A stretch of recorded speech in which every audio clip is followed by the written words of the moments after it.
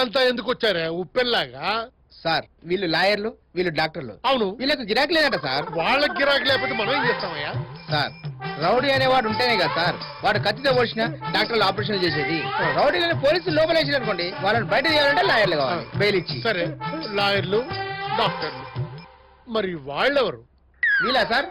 Sir వీళ్ళు wine shop ఓనర్లు sir. అంతేకాదు సార్, రౌడీలు రౌడీజం చేయకపోవడం వల్ల వీళ్ళ షాప్ లో గిరాకీ తగ్గింది సార్. మన బినామీ పేర్ల మీద ఉన్న 100 వైన్ షాప్ కూడా గిరాకీ లేదండి. మీరు చెప్పండి, మీ సమస్యలు ఏంటో చెప్పండి. రాష్ట్రంలో రౌడీలు అంటే లేకపోతే మనకు పని ఉండదు సార్. వీళ్ళందరి మాటలు చూస్తుంటే భవిష్యత్తులో లాయర్లు, డాక్టర్లు, వైన్ షాపుల అవసరం కూడా లేనట్టుందయ్యా. సార్ అప్పుడు మేమే కాదు సార్, మీరు కూడా అవసరం లేదు సార్. ఎందుకు అవసరం లేదు? నేను హోమ్ మినిస్టర్ని. భలే వారు సార్, రాష్ట్రంలో రౌడీజం లేకపోతే శాంతి భద్రతలకు డోకా లేదు. అలాంటప్పుడు మీరెందుకు, మీ హోంశాఖ ఎందుకు? అబ్బా, ఈ రౌడీని ప్రకటించాలంటే హైదరాబాద్ లో పార్లమెంట్ లో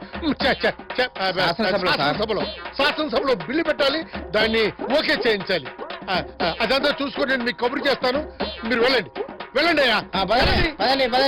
డాక్టర్లు పదండి, లాయర్లు పదండి. వీళ్ళంతా నా సీట్ కింద బాంబు పెట్టి నా హోమ్ మినిస్టర్ పోస్ట్ కి అసలు పెట్టారు.